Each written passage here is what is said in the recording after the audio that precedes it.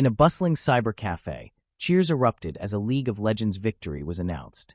The protagonist's friend was impressed, congratulating him on yet another win. Although the protagonist found playing solo a bit boring, his friend admired his skills, attributing them to his past as a professional player.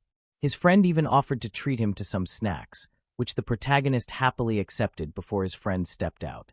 For ᴄᴏᴘᴘыឫ, losing in the game didn't feel so bad since he was only in the silver rank, where competition wasn't too tough. It had been a year since ᴄᴏᴘᴘᴘ quit his professional gaming career before it even officially began. While he wasn't treated like a pro anymore, it didn't bother him. But as he glanced at a news article about a player winning a championship and lifting the trophy, he couldn't help but wonder if he should have aimed lower in life instead of chasing big dreams. ᴄᴏᴘᴘᴘ, now 21, considered himself a fugitive from his aspirations. As long as he had food and a small space to exist, he thought he was fine. Suddenly, a girl's voice pierced through his thoughts. She was angrily ranting about how her team in the game was useless, even going so far as to call them insects. Her friend tried to calm her down, reminding her that smoking wasn't allowed in the cyber cafe. But the blonde girl insisted she had every right to enjoy her break, casually mentioning her active social life. ᴄᴘᴘᴘ, unimpressed, mumbled under his breath about why they couldn't just keep quiet. Unfortunately, the girls overheard him. The blonde, irritated, asked him to repeat himself. ᴄᴘᴘᴘ, uncomfortable, tried to deflect the situation, but the blonde wasn't having it. She told him to follow her outside. Outside, she confronted him, asking if he thought she was just a brainless piece of meat. Though he denied it, he had inadvertently implied it earlier. The blonde grabbed his shirt and warned him not to speak recklessly if he didn't want trouble. ᴄᴘᴘᴘ, flustered and unsure how to respond, stumbled, and in his panic, accidentally grabbed her figure. Her friend was quick to intervene, accusing ᴄᴘᴘᴘ of crossing a line. The blonde, however, noticed that the boy was trembling and blushing with embarrassment. She interpreted it as him finding her attractive. ᴄᴘᴘᴘ stammered an apology, explaining that it was unintentional, but the blonde didn't care. Seeing how scared he was, she decided to let him off the hook, for now. Before leaving, she snapped some photos of his embarrassed expression and warned him not to attract attention, or she'd post the pictures online and ruin his peace. ᴄᴘᴘᴘ, still trembling, couldn't shake off her intimidating demeanor. This encounter reminded him of his past, back when his teammates mocked him for dreaming of becoming a professional gamer. At just 20 years old, they saw him as a talentless failure, and their words, calling him a poor boy, still echoed in his mind. Back in the present, ᴄᴘᴘᴘ's friend, Han, finally intervened. Frustrated, he asked the girl to apologize, pointing out that they had been violent toward a stranger for no good reason. The blonde laughed, reminding them that ᴄᴘᴘᴘ had started the conflict by insulting them first. For her, the whole situation was meaningless, but since it had escalated, she challenged ᴄᴘᴘᴘ to a one-on-one match. If ᴄᴘᴘᴘ refused, she'd decide the terms. Confidently, she suggested a bet. If ᴄᴘᴘᴘ lost, he'd have to pay for a year's worth of free gaming sessions at the cyber cafe. Her friend tried to dissuade her from making such a bold bet, but the blonde seemed determined to put ᴄᴘᴘᴘ in his place. The blonde, confident in herself, secretly told her friend that she had forgotten her wallet at home, which her friend found a bit sad. The blonde wanted to know if ᴄᴏᴘᴘᴘ accepted the bet, but first, he wanted to know what he would win, left thinking about a good reward, until suddenly, he nervously smiled, approached, placed a hand on her shoulder, and whispered in her ear that he had noticed how he avoided eye contact every time she spoke to him. She asked him if he was truly pure of heart, which made him stammer and blush. At that moment, the girl confirmed what she had suspected since the previous incident when she had seen his flushed face. She then proposed that if he won, she would let him repeat what had happened. "What do you think?" she said, adding that she was quite popular and that he would never again have such an opportunity in his life. Despite blushing, he adamantly refused. The girl, visibly frustrated, began yelling at him, calling him strange and asking why he would reject an offer like that. Was he crazy? But he asked her to think rationally. If he won, he wouldn't gain any real benefit. After all, if he lost, he'd have to pay her a year of free gaming, which was a highly disadvantageous bet for him. The blonde thought about it, and although she didn't agree, she couldn't deny he was right. Even so, she insisted that when someone made a bet, they should go all the way and do whatever it took to win, which embarrassed her friend, who couldn't believe what she was hearing. Nonetheless, the blonde decided to make one final offer. She would improve the terms of the bet. She would let him do whatever he wanted with her personality for 15 minutes with no limits. This proposal left him speechless. Although he wasn't sure, the girl took his silence as an agreement, even though he had simply remained quiet due to the situation. The more he thought about it, the more he felt he had no chance of winning. But seeing how things were unfolding, he began to get angry. This was the first time he truly wanted to beat someone. Hours passed, and the word defeat appeared on the blonde's screen. Surprised, he wondered how he had managed to beat her. The girl, for her part, couldn't believe it. She had used her foolproof strategy, but still lost. As she tried to process what had happened, she heard him remind her, in a somewhat chilling voice, of the promise she had made and asked her what she would do now that he had won. The blonde, stammering and embarrassed, tried to brush it off, but he insisted she keep her word. Nervous and flustered, the blonde accused him of cheating, since she didn't understand how she had lost. He, on the other hand, boasted about simply being very good. The girl, still shouting, kept insisting that everything was strange, especially because she felt she had been winning at first. It seemed suspicious to her that starting from the third match, his movements had drastically changed, as if he were dancing around the turret's attacks. She accused him of cheating, claiming that someone in the silver rank couldn't play like that. He laughed, finding her accusations ridiculous, knowing that any professional player could do the same. But then, he quickly fell silent, realizing he had almost revealed his secret. He knew that someone in silver rank shouldn't be able to play the way he did, and decided that in the next match, he would play at a gold rank level. The blonde, still frustrated, demanded another match, once again accusing him of cheating. He assured her he wasn't using any hacks, especially in a cybercafe. But the girl, throwing a tantrum, dropped to the floor, saying that if they didn't play again, she would leave. Finally, the blonde accepted her defeat, but proposed one last match, adding a new condition. She asked what would happen if she won, and before he could respond, she insinuated that she would take away his purity of heart. These words left him not fully understanding what she meant. The blonde's friend, alarmed, asked her if she was crazy for making such a proposal. But the blonde, determined, couldn't accept losing to someone in silver rank.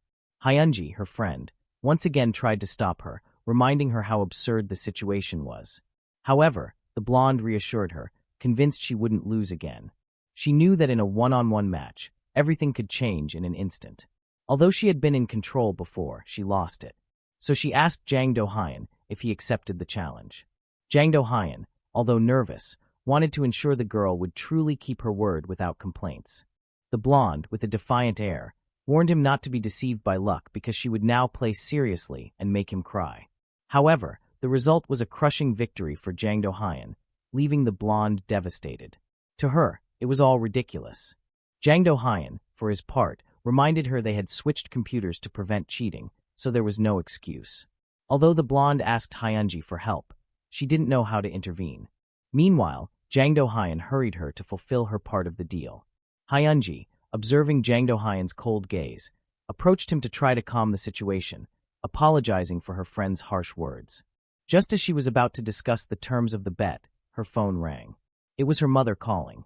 Hyunji's expression completely changed. Answering the call, she explained to her mother that she had gone out for a bit, but would head home right away. She seemed disheartened, apologized to the two, and explained that she had to leave immediately as she was needed at home. Before leaving, she wished her friend luck, suggesting she reconsider and find her common sense. Left alone, the girl tried to downplay the tension. She stood up and apologized for the inconvenience, mentioning she had to leave. However, the boy stopped her, visibly irritated. At that moment, she wanted to know what she had done wrong, and it all seemed ridiculous to her. He reminded her of all the provocations she had made during the game, finding it absurd that she was now trying to flee. The blonde, uncomfortable, tried to justify herself by saying it had all been part of the excitement of the game and suggested changing the terms of her promise. But Jang Do-hyun, relentless, reminded her of what she had promised in case of losing, accusing her of being a natural liar, something he had already anticipated. He considered letting the matter go with something simple like a meal, but he also thought about savoring his victory a bit more. Then, she took the initiative and suggested something unexpected.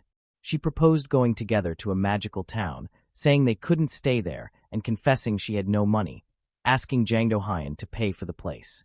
Jang Do-hyun, puzzled by her words, fell silent in thought. When they arrived at the place, the boy was noticeably blushing while she smiled, confident that someone like him couldn't distinguish between a magical town and a hotel.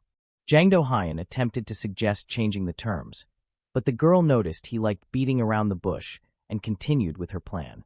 When Jang Do-hyun asked why she insisted so much, she replied that if they wanted to fulfill the promise, they had to do it that way. Jang Do-hyun, still confused, saw her determination as she assured him she was ready to keep her part of the deal and asked him not to be so obvious about his inexperience.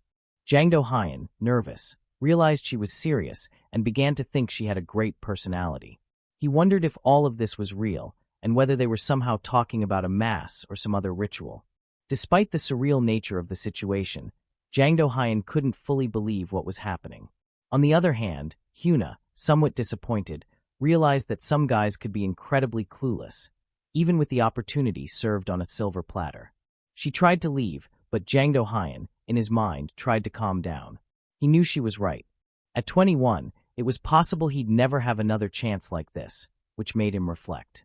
When Jang Do-hyun approached to take one of the buns Hyuna had offered earlier, he stopped and, in an unexpected gesture, formally introduced himself as Jang Do-hyun, a second-year university student, mentioning he hadn't introduced himself properly before. This act left the blonde speechless, but she quickly started laughing, finding the boy's polite and kind demeanor amusing. She saw a tender side to him, which she liked. Then Hyuna introduced herself, revealing she was already a university graduate and that it was a pleasure to meet him. Although Jang Do-hyun responded that he hoped to get along well with her, he couldn't stop thinking about the fact that he was speaking to a graduate. Meanwhile, he began stroking a nearby pillow, fascinated by the softness of the material. Hyuna, seeing Jang's reaction, suggested he be more careful with his things, but he, completely absorbed in the pillow's texture, excitedly commented that it was the first time he had touched one of such high quality. He was so moved that he shed a few tears, grateful to be alive to experience such a moment. Hyuna, puzzled yet slightly amused, watched him with curiosity. At that moment, Hyuna made a small noise, something she immediately tried to deny, but Jang Do-hyun, already immersed in the strange situation, probably understood what it was about. However, he decided not to mention it and instead asked Hyuna if they could try something different. After a moment, the boy was already hugging Hyuna from behind. Although you already knew what was happening, Hyuna reminded him he only had 15 minutes. Of course, he was more focused on listening to her breathing and smelling her shampoo, as well as finding, let's say, great relief in the massage she was giving him. However, she reminded him again that he only had 5 minutes left, which surprised him since he didn't think time had passed so quickly. Jang tried to say something, but the words wouldn't come out. He swallowed hard and begged Hyuna to let him try a bit of the bread. Although she was somewhat embarrassed and a little puzzled, Hyuna tried to explain that they had bet on this within his 15 minutes, and it seemed fair to do so. Hyuna thought he was crazy since it all seemed too absurd to her. However, Hun knelt, pleading with her to let him do it, as it might be his only chance to try bread of such high quality. To her, it was ridiculous, but she couldn't refuse, as those were the conditions they had agreed upon. So, she reset the timer and let him enjoy the bread. The boy, though nervous, accepted and started eating. It surprised Hyuna so much that Jang couldn't help but ask her if something was wrong. For her, the curious part was that it had been a long time since she'd offered bread from her bakery. That embarrassed the boy, but Hyuna hurried him, saying his time was running out and he needed to speed up. She leaned closer, coquettishly reminding him he only had 2 minutes left and shouldn't waste time blushing. Laughing, she commented that he was pure-hearted and a little crazy, which made Jang wonder if she was the same delinquent he met in the game room. Jang continued enjoying the bread while his mind wandered, almost as if he wanted to cross the gates of heaven, but Hyuna stopped him, wanting to know what he was doing. Nervously, Jang realized he'd gotten carried away by the situation and mentally scolded himself for going beyond what was planned. Still, Hyuna told him he could do whatever he wanted, saying this wasn't her first time at a mass, and that if he had no obligations, it would be fine. Jang tried to guide her in the right direction, but Hyuna felt even more embarrassed by the way Jang looked at her, even though he was only admiring her beauty, something she admitted, recalling that in her time, she was a model student in a university magazine. However, all she wanted was for him to shut up and focus on helping her find the path to the Lord. Hyuna wanted to feel more comfortable since something was bothering her. When Jang noticed, he was left speechless and more flushed than before. She scolded him, asking why he was blushing and whether it was the first time he'd seen a cosplay like that since it seemed he hadn't learned anything in school. She also questioned him about the shine emanating from his chalice, as it was too bright. Still embarrassed, Hyuna wanted them to be on equal footing and reminded Jang that there was another promise in their deal. He, not fully understanding, listened as she told him she would guide him to stop being so pure-hearted. With no other options, Jang went along with it. Although Hyuna didn't expect much from him due to his shyness, she was left speechless when she saw the golden chalice Jang was carrying. It confused her, prompting her to ask if there was something odd about it. Hyuna calmed him, though she became more active, considering how that chalice could help her purify her soul. Jang suggested she clean it first, which angered the girl, as it seemed like he was ordering her around. Still, she started cleaning it, impressing Jang, who had never seen how such sacred objects were cleaned. After a while, Hun went to get holy water, but when he accidentally spilled it, he tried to apologize. Hyuna scolded him, saying that if he was going to get holy water, he should warn her first since carelessness could cause problems. Then she began drinking the holy water, leaving Jang completely astonished, as he didn't understand why she was doing it. For her, there was nothing wrong with it. Seeing her so beautiful made him move even closer. Jang was speechless, as he seemed determined to teach her the path to God. Nervously, she told him to guide her, and Jang understood what she meant. In the end, they began reading passages from the Bible. Despite Hyuna's arrogant attitude, Jang demonstrated his knowledge as a priest, helping her seek redemption, so much so that they ended up kissing. Hyuna, laughing, asked if it was his first kiss, noticing from his expression that it was exactly what she expected from someone like him, and began teasing him a little. Jang mentioned that even though she was being guided, she was still quite arrogant.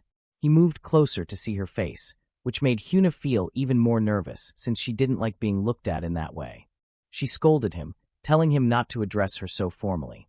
When Jang asked what she wanted him to call her, she told him to call her Nuna, saying she would feel more comfortable that way, but warned him not to get too excited. Jang noticed that, in reality, she was the shyest one in that situation. They continued their prayers to God until Jang once again spilled the holy water. This time, Jang didn't mind as much, although she was still intrigued by the chalice's glow.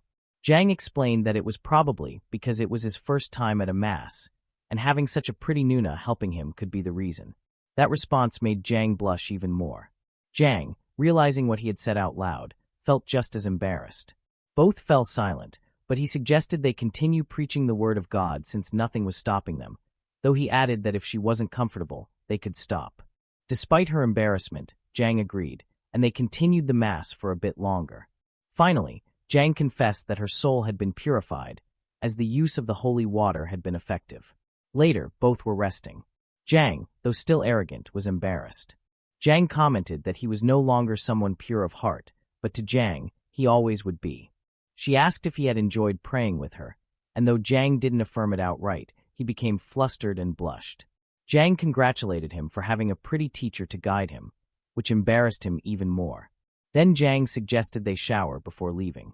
After stepping out of the shower, both remained silent, reflecting on what had happened. Even so, Jang thanked her for everything, and though Jang wasn't sure what to say, she said goodbye to him, reminding him that he should consider what happened a good experience and that he would remember it for the rest of his life. Without waiting for a response, Jang ran off, excusing herself by saying she didn't feel well, knowing they probably wouldn't see each other again. Jang watched her leave and remained alone, thinking that what they had experienced was too much for both of them that day. A few days later, Jang still remembered that first experience of getting closer to the Lord. Although it was a fresh memory, thinking about what had happened with Jang, he felt relieved that it wasn't just a simple dream. At that moment, he received a call from his friend Minsu. When he answered, Minsu suggested they take the bus together the next day, as he needed Jang's help to rank up in League of Legends with some other friends. If Jang accepted, they would treat him to a meal. However, Jang mentioned that he had work, to which Minsu understood and said goodbye without further comment. Hyun had already anticipated that this would happen, as he always felt like someone without value, which made him believe he wouldn't have real friends. While walking, he noticed a group of boys laughing, and among them, a very pretty girl he hadn't seen before. He wondered if they went to the same university, but he supposed life must be much more fun with someone so beautiful by your side. The girl noticed Jang's gaze, though he didn't understand why he couldn't stop looking at her. Suddenly, he heard a voice calling him. When he turned, he realized it was the same girl, asking to speak with him for a moment because she had a question. That same afternoon, sitting on a bench outside the school, Jang was nervous in front of the girl. He couldn't stop wondering what she wanted. He thought it might be something related to religion, or that perhaps she had noticed his gaze and felt uncomfortable. Maybe she would even ask for an apology or compensation for something. The girl asked if he felt uncomfortable since his expression was hard to read. Jang, somewhat confused, told her he was fine. Just as she was about to ask her question, Jang interrupted, asking if it had anything to do with religion. She denied it, explaining that it wasn't that. She told him he probably didn't recognize her because she looked different with makeup compared to the first time they met. Then she took a pair out of her case, put them on, and adjusted her hair a bit, giving him hints about who she was. That's when Jang realized it was Hyunji, Jang's friend. He apologized for not recognizing her and for what happened the day before, but she brushed it off. In his mind, Jang remembered seeing her as a nerd in the game room, but now he found it incredible how much someone could change with a little makeup. Hyunji mentioned that Jang had told her what happened that day, which made Jang nervous. Although Hyunji said they had a good time with his punishment, her tone didn't reflect any happiness. Jang understood that they wanted him to take responsibility for his actions. He was about to apologize for meeting her friend for a mass, but he was interrupted when Hyunji mentioned they had gone out to eat. Jang didn't quite understand what she was referring to, but Hyunji congratulated him for being so considerate of her friend. Despite Jang's teasing and pranks, she appreciated that Jang had been understanding, especially considering how challenging the bet was and that he had behaved like a true gentleman. Jang, for his part, felt relieved he hadn't said anything inappropriate and mentioned that he had enjoyed the meal Jang had treated him to. However, for Hyunji, the most impressive thing was that despite Jang being in the silver rank, it seemed like he was hiding his true skills. Something didn't add up because although Jang was in the gold rank and very skilled in one-on-one fights, Jang had easily surpassed her. Hyunji observed how Jang moved the mouse and pressed the keyboard with the dexterity of someone she had only seen in high-level streams, but never in person. No matter how much she thought about it, she was sure that skill didn't belong to a simple silver rank. She knew Jang was a smurf, which left him speechless. Now Hyunji assumed he had been a professional player or was on his way to becoming one. But after analyzing it further, she thought he might play on other people's accounts to make quick money and asked if she was right. Jang tried to avoid responding, but eventually admitted her assumptions were correct. However, he clarified that he had nothing to do with that, or at least he hadn't been called to play on her account. Hyunji denied it, though she admitted she needed him for something else. She proposed a more serious bet, which Jang didn't entirely understand at the time. Later that afternoon, they went to the city, and Jang still didn't quite grasp what they were doing. Hyunji took him to a somewhat hidden place.